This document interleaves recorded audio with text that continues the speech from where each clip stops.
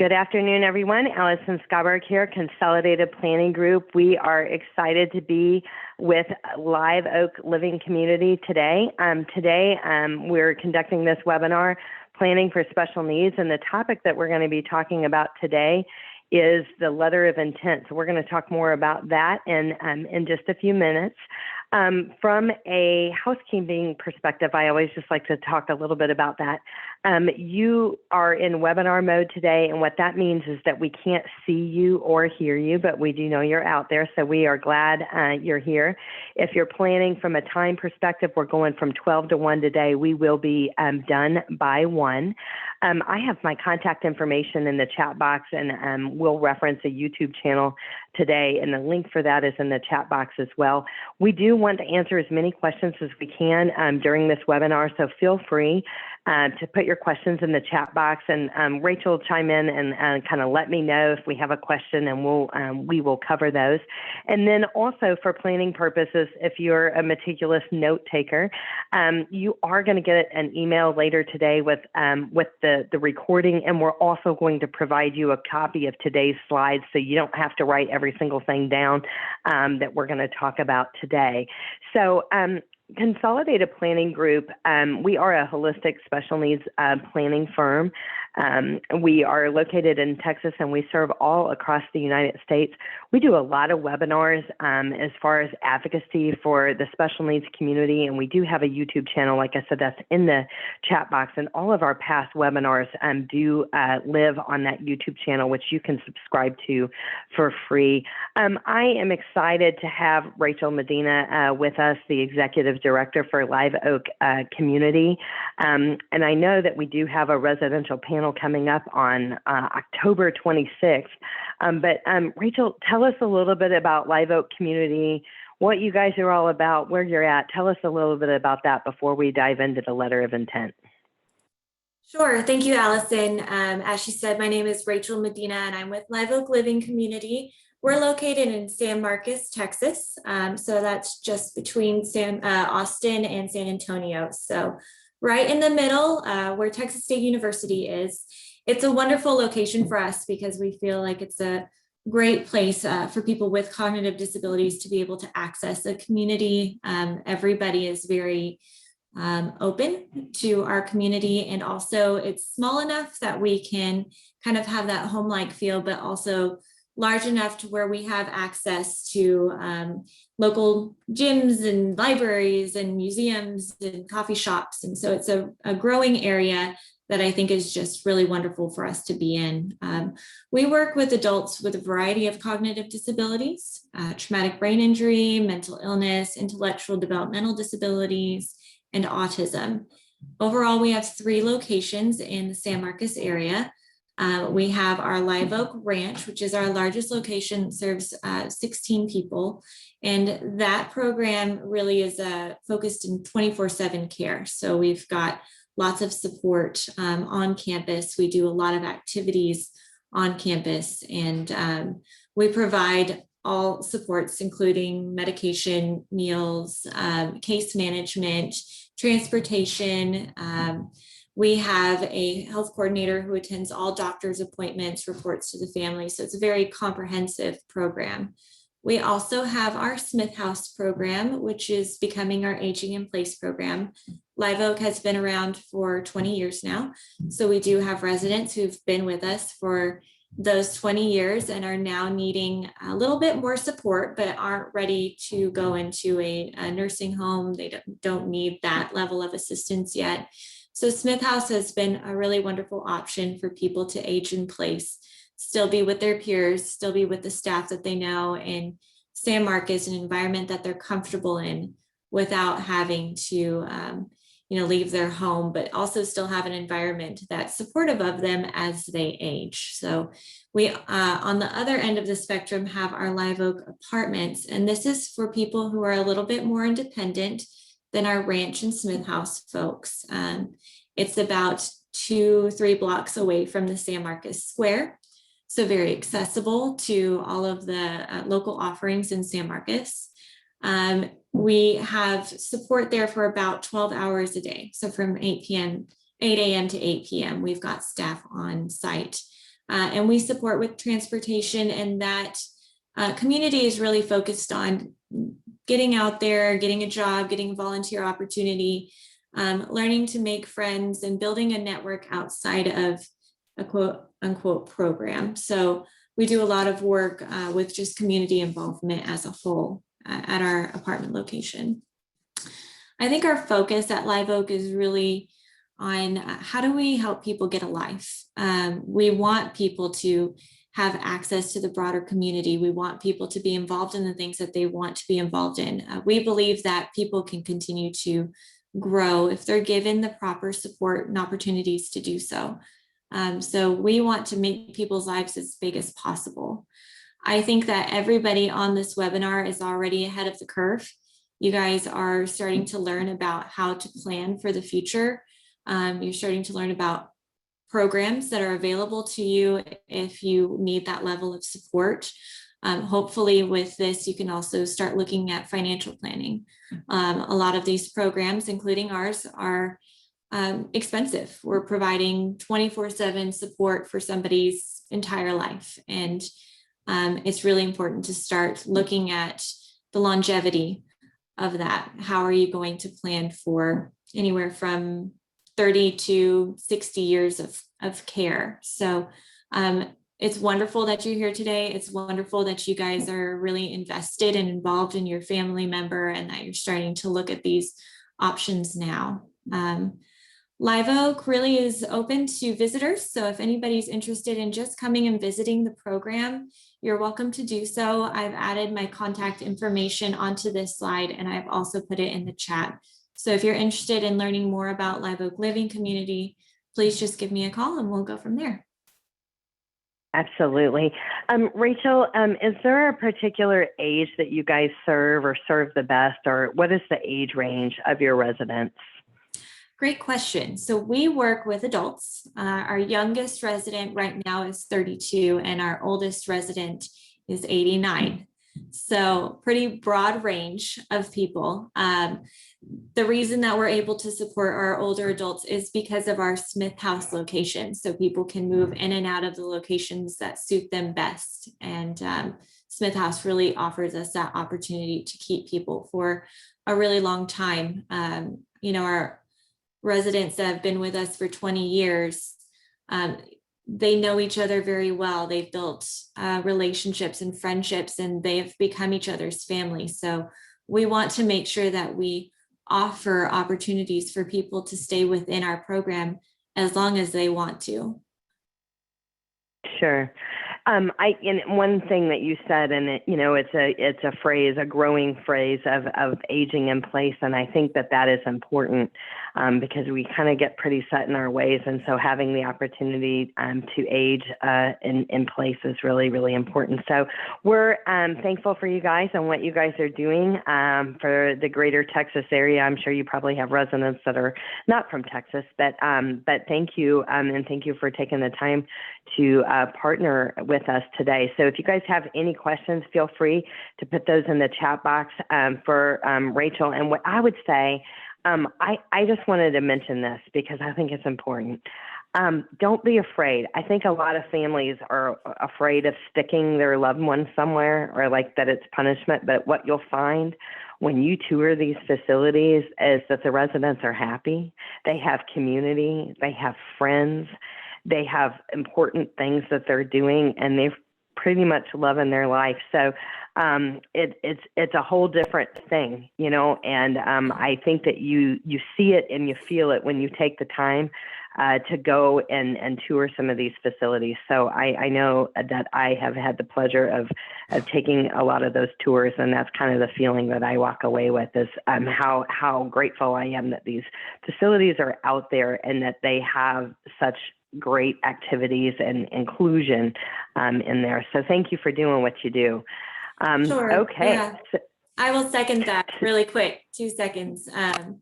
Sure. That most of our residents come from living with their parents. And usually when they're coming to us, parents are at a point where they no longer feel that they can care for their loved one. Maybe they need more assistance themselves, or maybe they just feel like their loved one needs a bigger life outside of them, and they personally need a bigger life outside of their loved one. So it becomes a relationship as people age and as people become adults that's very enmeshed. And sometimes that can be difficult for family members and for the resident themselves. They want to go out and do things outside of their parents, and their parents want to go out and do things outside of them. And I think that when we know we're successful is when our residents can call their family members or go to lunch with their family members or go for a visit over the weekend, and they have a very normal adult relationship with their parents. And that's one of the things that we really strive for and measure our success on, is how well can we get them to a point where they are not dependent on their families, but they have a equitable relationship with their families. Yeah, for sure. And I think one of the things that we see is, as parents, we're always overdoing it. And we're always, doing for everybody else in our family and our loved ones. And then, our own needs are kind of put on the back burner. And when we have a loved one that has care needs for the rest of their life, not just our life, when we think of our retirement and like your vision of what your retirement was going to be, it's a little bit different for families that have kids that get up and get out at 22, right? And so we are big promoters of balance in that, because when we don't have the balance, everybody's health fails as a result of that. So we definitely think that that's important. So here at Consolidated Planning Group, we are a holistic special needs financial planning firm. I was sharing with Rachel, there's about 250,000 financial advisors in the U.S. and less than 150, not 150,000, less than 150 are actually nuanced and special needs. We're nationally certified as Social Security advisors and members of the Special Needs Planning Academy. And the truth is when we have a loved one with a special needs, your situation is specialized, and you need specialized attention when we're looking at the overall plan. We put protection plans in place, lifetime care plans. We're able to look at transition planning. What are those future care cost estimates? How much do we need to fund the special needs trust? We're able to help with ABLE accounts. We do all kinds of advocacy when it comes to planning for your loved one. But when it comes to the plan, not everybody can do everything that they need to do all at once, but kind of having your steps aligned. Here's where we are. Here's where we want to be. Here's how much we need for our own retirement. Here's how much we need to fund that special needs trust to make sure our loved one gets the care that they need in the future. It's really, really important. We can definitely help you with all of that. So today, we are talking about a letter of intent. What is a letter of intent, and why do I even need one? And so basically, we're, in our community, we hear all the time about special needs trust, first party, third party special needs trust. We hear about supported decision-making agreements. We hear, about power of attorney, healthcare power of attorney. These are all things that we hear about on a pretty regular basis. But what a letter of intent is, I also oftentimes refer to this as a family love letter, okay? So we've got all these legal documents. Maybe you have them, maybe you don't. Maybe you need a referral to, a law firm that specializes in special needs in your area. We can help you with all of those things.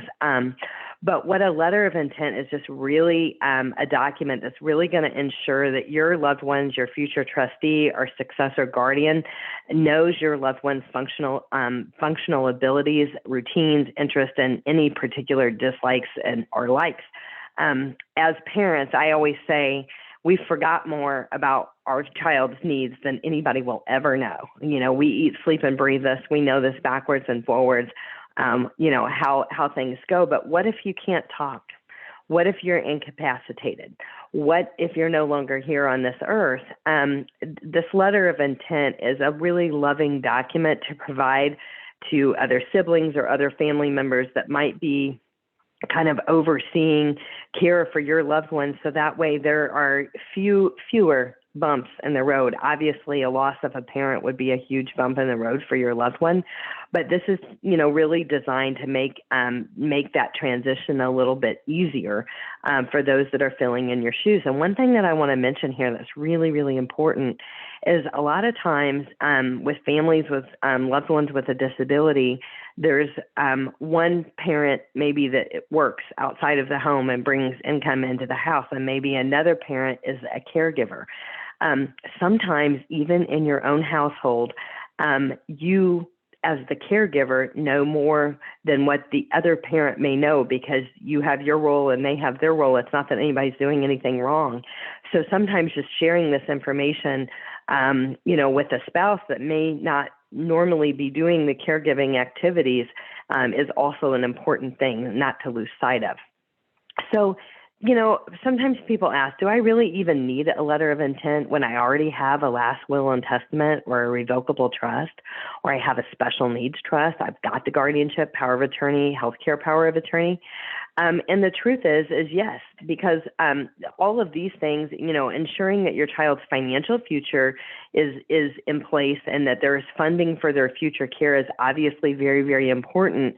But this letter of intent is truly going to communicate your knowledge, including your specific hopes and desires for your child, their future well-being. And it's really going to identify a whole lot of things. So one thing, and I should have put this in the chat box, but everybody is going to get a copy of our template of the letter of intent today. It is a form fillable PDF, and it sounds scary because it's 20 pages. You can create your own letter of intent on a Word document. We do recommend that you do it on some type of electronic, format as opposed to handwriting it, because we do recommend that you update this as things change with your loved one.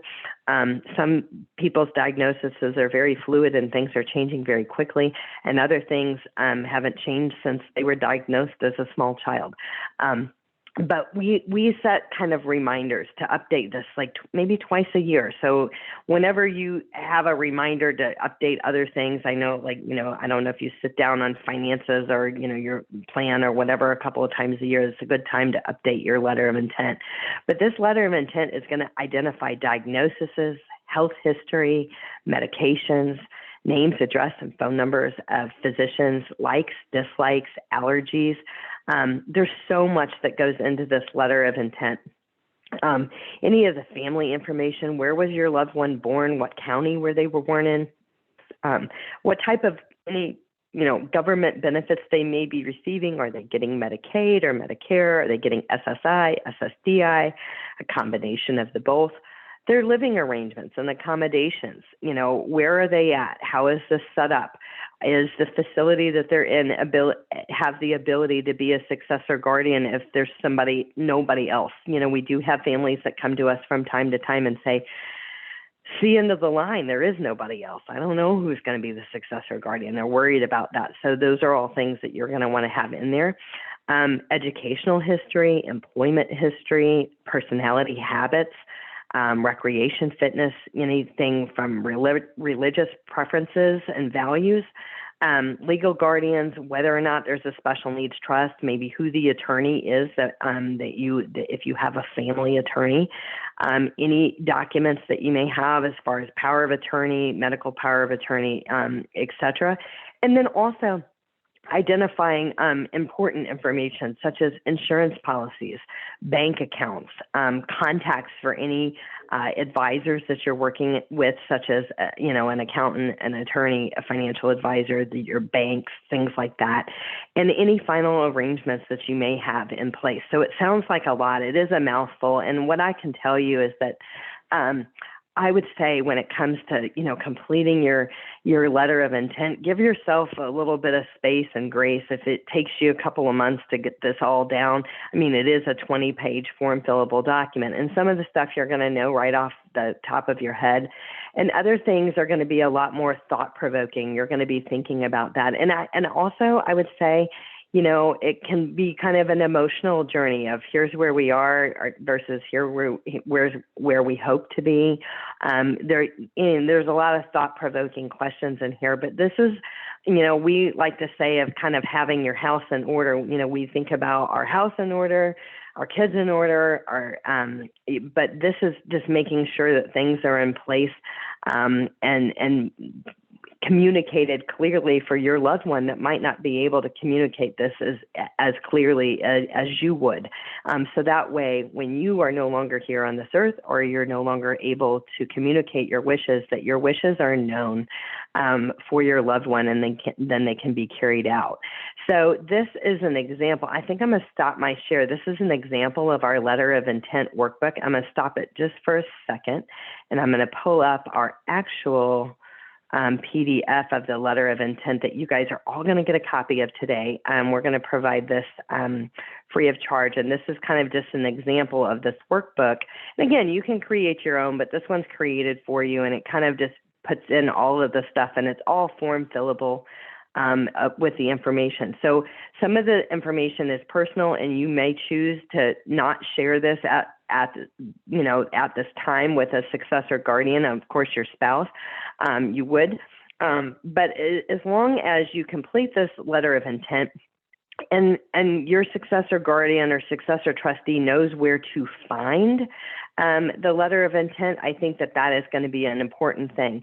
But one thing that I want to show you here on this letter of intent, there's just so much information that goes on here. It's not too crazy, but at the end we have several pages of free space where you can kind of write your own family love letter. Like, what are your wishes? What are other things that you couldn't communicate in the spots? Like, if you're writing a letter to somebody else, if you're reading this, it's because I can no longer communicate my wishes.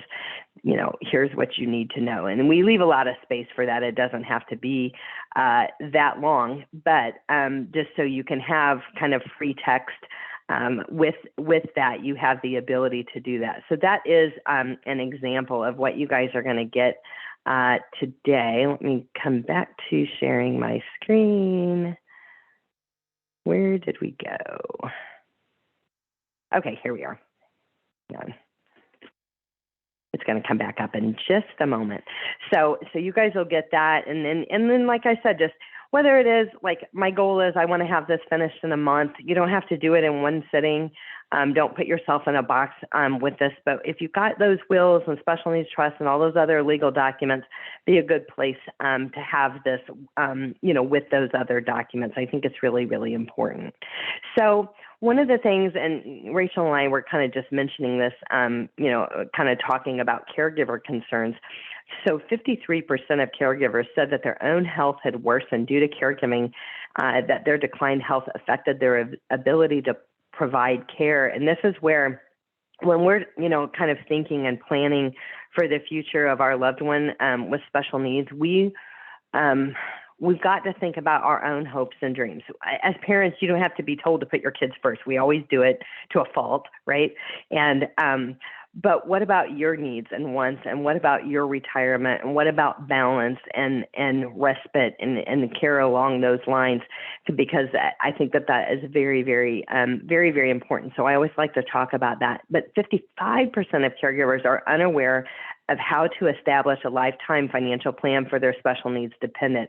Those transition programs, future care cost estimates, like how much.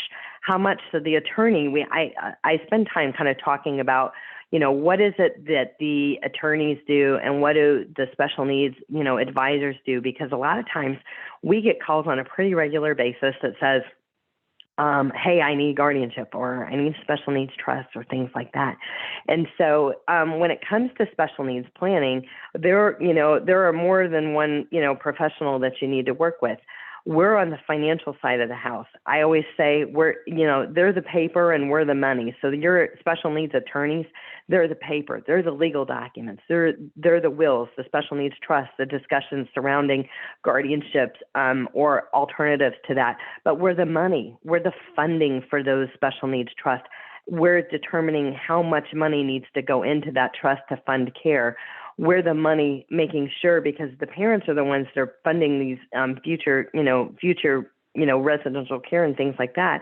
But the parents themselves have 25 to 35 years to spend in retirement. So when we have funding needs for a loved one with a disability, it's almost like a third retirement bucket. So we're able to provide those future care cost estimates, develop a special needs care plan for your loved one, and take into consideration your own income needs during retirement.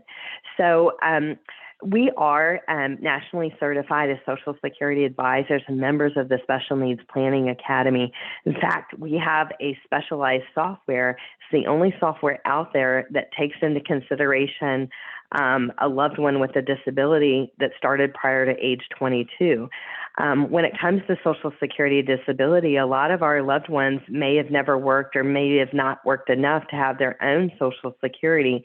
But when our loved one has not had substantial gainful employment and their disability started prior to age 22, they have the ability to be covered under a parent's record. So when a parent goes on Social Security disability or a parent goes on Social Security retirement, your loved one will basically switch over from SSI to SSDI under a parent's record. So we have the software that takes into consideration mom and dad and the loved one with a disability, and it actually tells us exactly when and how to pull the trigger to maximize benefits for the whole family. And this could be a savings to you to the tune of a couple $100,000. It's actually a big deal. And 80% of people that turn on their Social Security file it wrong. I say that the Social Security Administration, they're order takers. So when you call to file, and you think you know how to file it, if you file it wrong, they don't correct it, they just do it. So this software tells us exactly when and how to pull the trigger, if it's a file and suspend, file on a spouse's record, even down to the month that it should happen. So those are areas that we can help you with. But one of the things, the big things, and I think we have a couple questions we'll take in just a second, that I want to mention is that your situation is specialized. So just like if we have a specialized health condition, if you have a heart condition, you're not going to go see your PCP. You're definitely not going to go to a podiatrist. You're going to go to a cardiologist.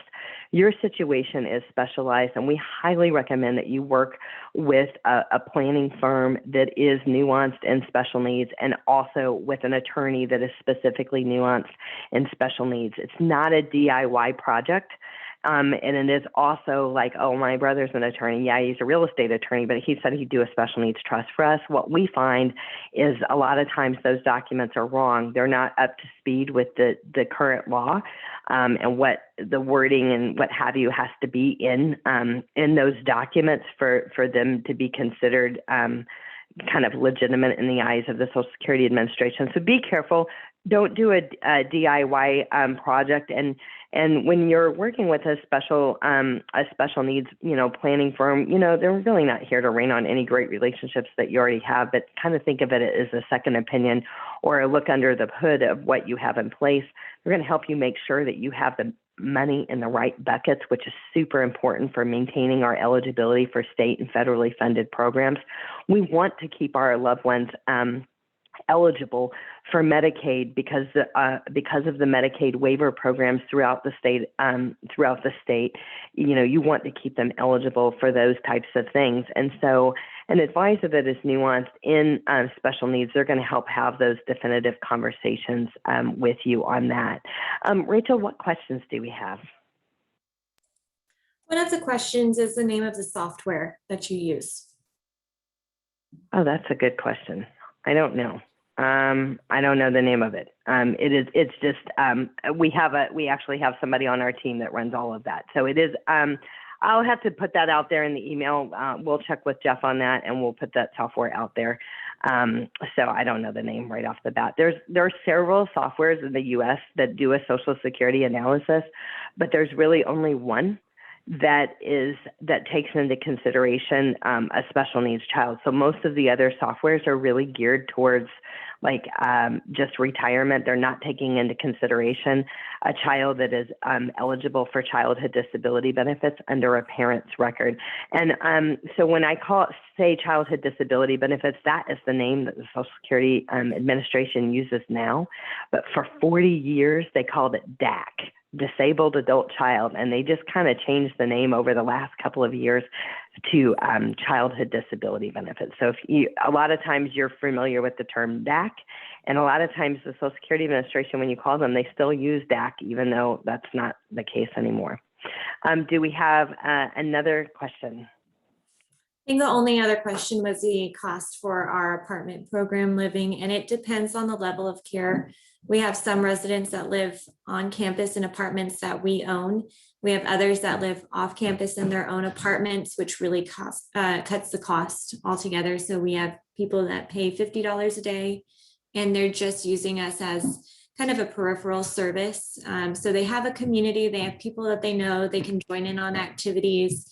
They've got people that can attend to their doctor's appointments, but they're not getting 24/7 support or even 12 hours a day of support because maybe they don't need that. And, our goal when we're looking at trusts, we work with a lot of people who have special needs trusts, is really planning for the future. We know we're expensive. We don't want to be in a situation where we're using up somebody's trust in 5 years. So when people come to us, we really want them to be well educated on their personal finances and understand our costs, and then also understand the longevity of how long they're going to be able to work with us. And that gives us an idea of what we're moving towards. If we're working with somebody for 3 years and the idea is that we get them in their own apartment and we think that that's doable, then we'll work with you. But if the situation is, I can pay for this for 6 months, we're probably not the right location for you.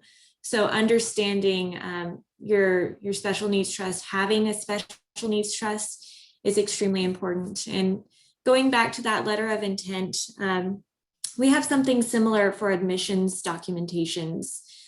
We call it a comprehensive assessment, but it does help us really understand upon admission what your child needs, what your child likes to do, how they spend their time, personal preferences.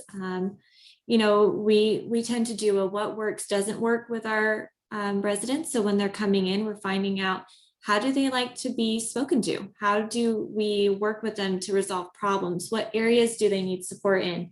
Some people need support in, activities of daily living, like, cooking or bathing or things like that. Other people don't need that support at all. They need more social support, more assistance in that area. So the comprehensive assessment can be helpful, not just upon you not being there anymore, but also just in working with professionals in the field to help us have a better understanding of what we're walking into when we first start working with somebody. For sure. I think it is really important. And I know that a lot of families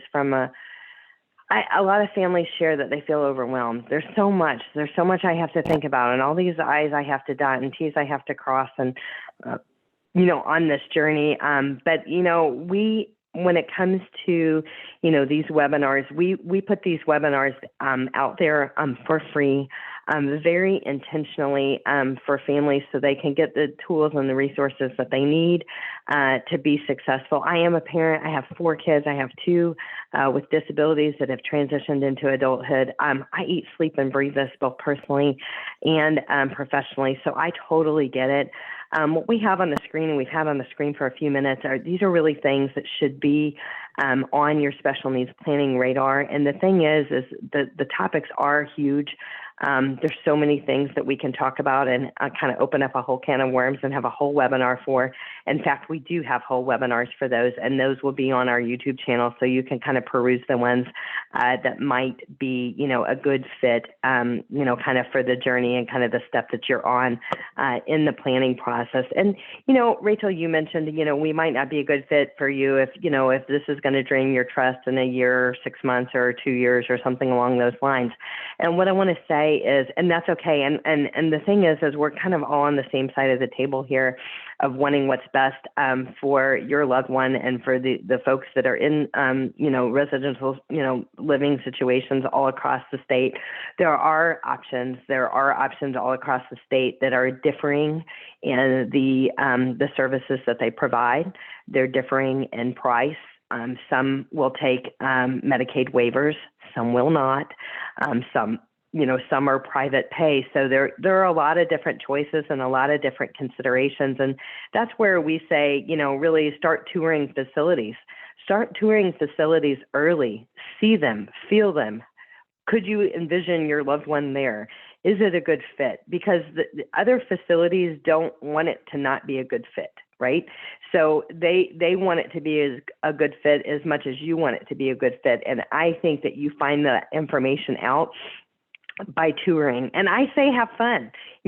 Grab your spouse. We're going to make a day of it. We're going to San Marcos. We're going to have lunch, and we're going to, and this, I don't know, I just tell you, it's a pretty good experience. And then knowledge is power. So you see it, you feel it, you tour it, it fits, it doesn't fit. A lot of facilities have like a tryout program where if you think it might be a good fit, then your loved one maybe can go there for a couple of weeks or a few days or a couple of weeks, sometimes a month, to try it, to test it, to see if it fits.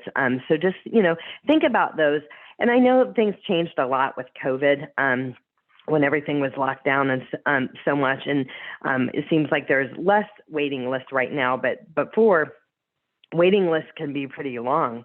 So don't wait till, a crisis happens where, Allison, where we you're lost you for a unhealthy. minute. Uh-oh. Can you hear me now? There you are. Okay. Yeah, sorry. I was just, saying, don't wait until that crisis happens. Somebody has a major medical event, and now we need help, and we need residential. We need it right now. It doesn't really cost anything, your time to go take a tour, to put yourself on various waiting lists, and then you reserve the right to say yes or no when you come up on that list. But waiting until that crisis happens to get on these lists is problematic. So that would be my suggestion there. Do we have some additional questions?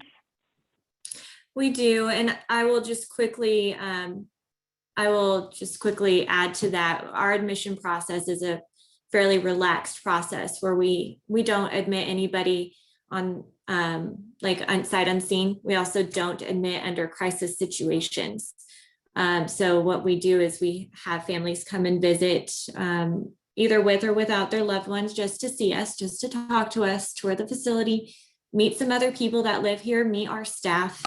And then if we all think it's a good fit, we do have an opportunity for people to come and stay with us for a few days to kind of get a feel of what it would be like to live with us. It's a big decision to move anywhere. And we want the people who live in our community to want to be here.